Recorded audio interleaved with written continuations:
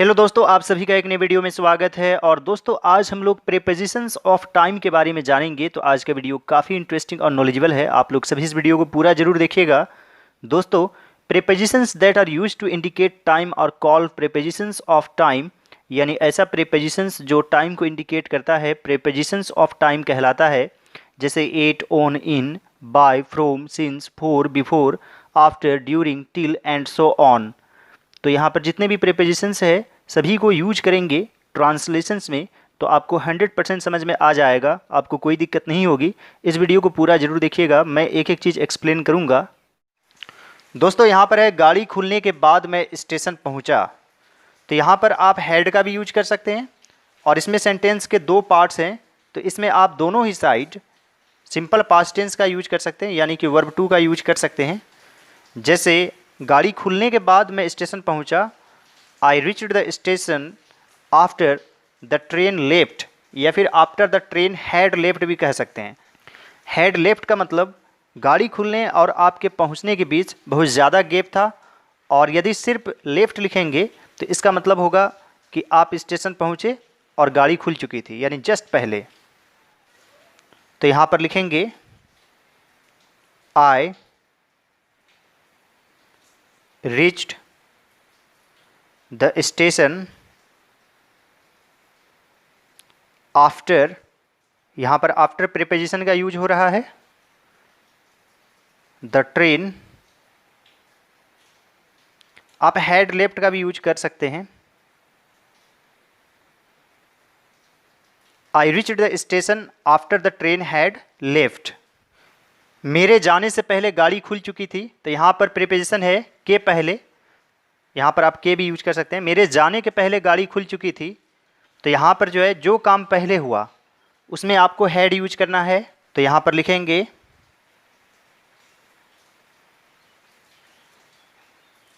The train had left, मेरे जाने से पहले, बिफोर आई वेंट, या फिर रिच्ड का भी यूज कर सकते हैं। The train had left before I reached.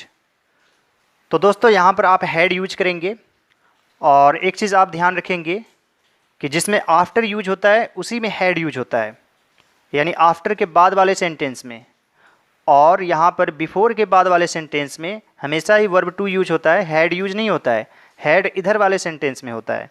तो ये थोड़ा सा अंतर है आफ्टर बिफोर की यूज़ में, कि आफ्टर जिसमें यूज होगा इस तरह के सेंटेंस में, जो खासतौर से पास्ट परफेक्ट टेंस में माना जाता है, तो हैड यूज होगा आफ्टर वाले सेंटेंस में, और बिफोर वाले सेंटेंस में हमेशा वर्ब टू यूज होता है। मैं कल सुबह लगभग 8 बजे तुमसे मिलूँगा। तो यहाँ पर है लगभग, इसके लिए हम लोग अराउंड प्रीपोजिशन यूज करते हैं, और यह सिंपल फ्यूचर टेंस में है। I will see you tomorrow, लगभग 8 बजे, अराउंड 8 AM, यानी सुबह हो गया 8 AM। I will see you tomorrow around 8 AM। मैं सुबह 8 बजे नाश्ता करता हूँ, तो यह स्पेसिफिक टाइम है 8 बजे, तो इसमें 8 यूज होता है। आई हैव माई ब्रेकफास्ट 8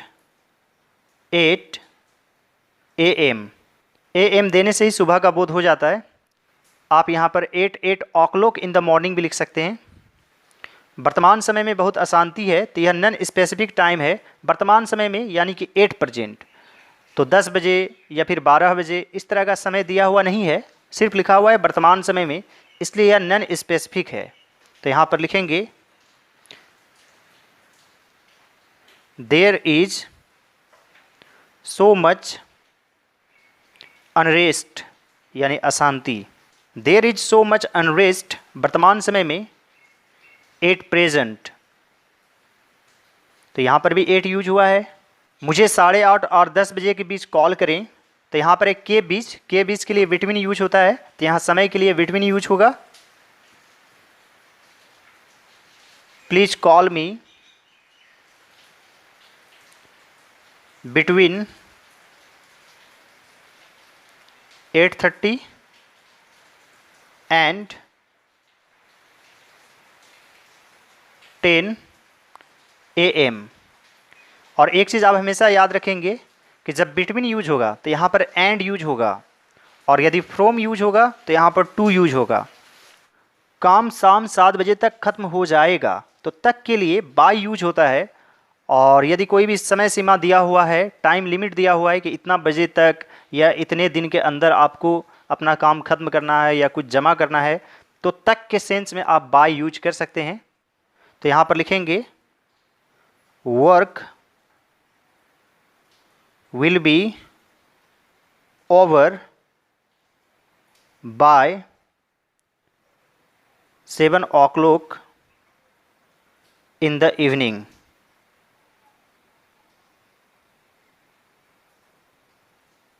यहाँ पर आप चाहें तो द का भी यूज कर सकते हैं। The work will be over by 7 o'clock in the evening. तो यहाँ पर तक के लिए बाय यूज हुआ है। ये चीज़ आप लोगों को समझ में आ गया होगा। गीता ने मेरी अनुपस्थिति के दौरान अपना होमवर्क पूरा किया। तो के दौरान के लिए ड्यूरिंग यूज होता है। तो यहाँ पर लिखेंगे Gita finished her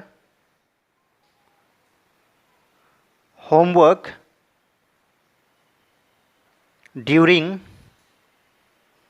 my absence, यानी मेरी अनुपस्थिति के दौरान। Gita finished her homework during my absence. तुम छुट्टी के दौरान क्या करते हो? What do you do during holidays? What do you do during holidays, during summer vacation? मैं पिछले 2 घंटे से तुम्हारा इंतजार कर रहा था। यह पास्ट परफेक्ट कंटिन्यूअस टेंस में है, इसमें हैड बीन यूज करना है। तो यहाँ पर लिखेंगे I had been waiting for you for the last 2 hours। तो यहाँ पर समय के लिए फोर यूज हुआ है, यानी कि एक टाइम लेंथ को दिखाने के लिए फोर यूज होता है। जैसे 2 घंटे से तो फोर 2 hours। आप चाहें तो प्रेजेंट परफेक्ट कंटिन्यूअस टेंस के वीडियोज़ को आप देख सकते हैं फोर के यूज के लिए। रीता कम से कम प्रत्येक सुबह 2 घंटे पढ़ती है। तो यह सिंपल प्रेजेंट टेंस में है, लेकिन इसमें भी समय को दिखाने के लिए फोर यूज होगा। तो यहाँ पर लिखेंगे Rita studies at least for 2 hours प्रत्येक सुबह, every morning. Rita studies at least for 2 hours every morning. तो यहाँ पर भी फोर यूज हुआ है। मिस्टर गुप्ता ने इस स्कूल में 2010 से 2018 तक काम किया। यह सिंपल पास्ट टेंस में है। Mister Gupta worked in this school. इसमें फ्रॉम यूज करेंगे, फ्रॉम 2010 टू 2018। तो यहाँ पर फ्रॉम यूज करेंगे और यहाँ पर टू यूज होगा। और जब यहाँ पर बिटवीन यूज करेंगे तो हमेशा यहाँ पर एंड यूज होगा। और जब फ्रॉम यूज करेंगे तो यहाँ पर टू यूज होगा। मैं सोमवार से शुक्रवार तक अनुपस्थित था। तो यहाँ पर लिखेंगे I was absent from Monday to Friday. Edison ने बल्ब का आविष्कार 19वीं शताब्दी में किया। एडिसन आविष्कार किया, invented. Edison invented the bulb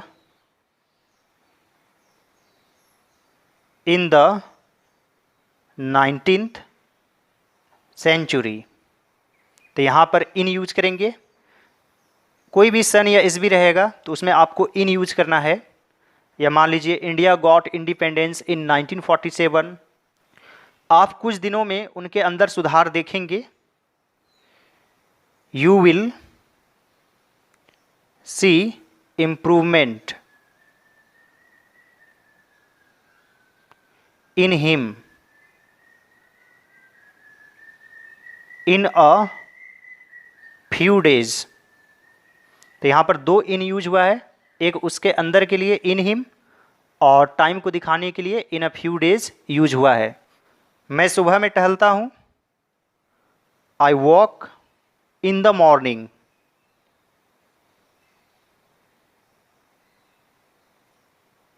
तो सुबह में, शाम में, इसके लिए भी इन यूज होता है। In the morning, in the evening, in the night भी होता है और एट नाइट भी यूज होता है।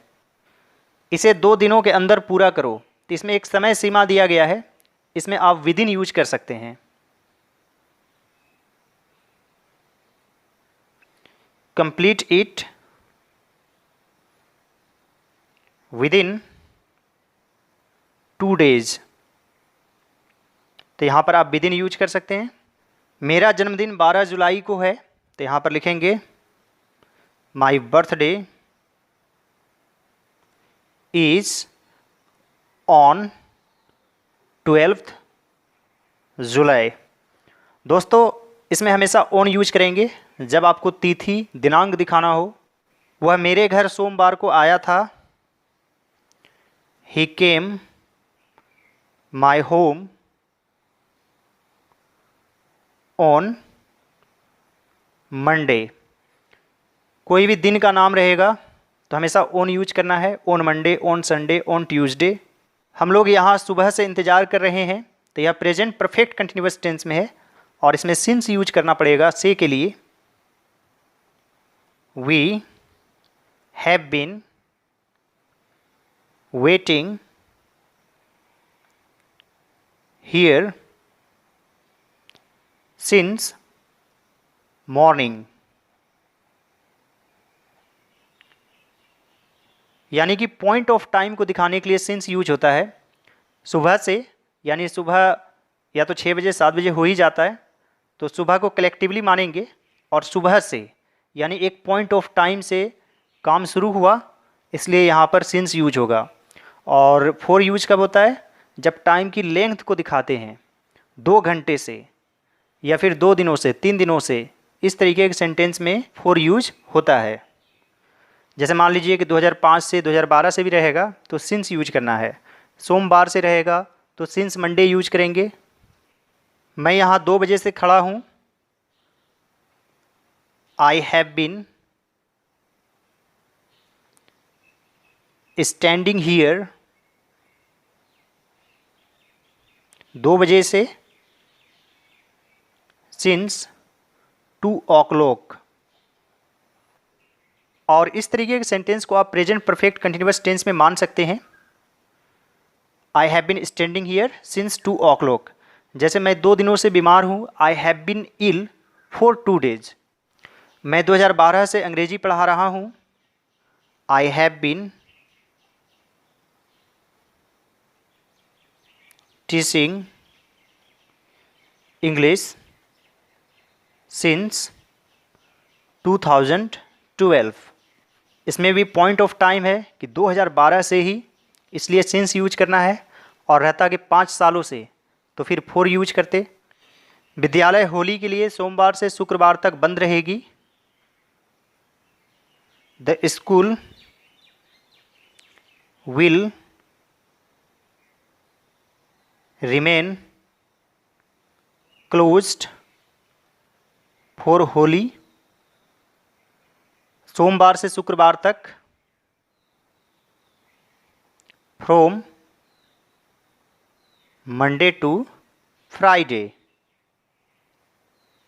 तो यदि रहेगा कि सोमवार से शुक्रवार तक, तो यहाँ पर जो है से और तक के लिए फ्रॉम और टू यूज करेंगे। तुम पढ़ाई करो जब तक कि तुम्हारी तैयारी पूरी न हो जाए। तो जब तक कि नहीं के लिए हमेशा अनटिल यूज होता है, और अनटिल एक नेगेटिव वर्ड है। यानी जब अनटिल यूज करेंगे तो फिर नॉट और यूज नहीं करेंगे। यू स्टडी, तुम पढ़ाई करो, until you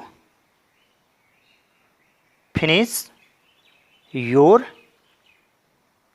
preparation. You study until you finish your preparation. मेरे आने तक इंतज़ार करो, इसमें आप टिल का यूज कर सकते हैं। वेट टिल आई कम, आप अनटिल का भी यूज कर सकते हैं इस सेंस में, इंतज़ार करो जब तक कि मैं ना आऊं। Wait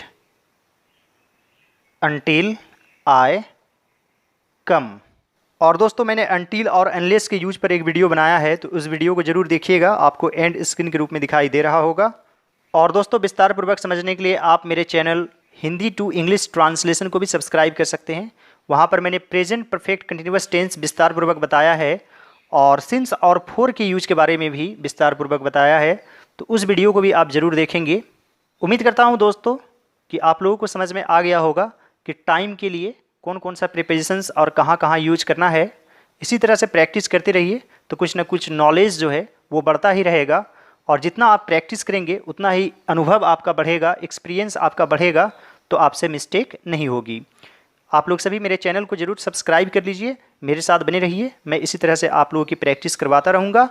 all right dear students and friends, thanks for watching, have a great day, enjoy yourself।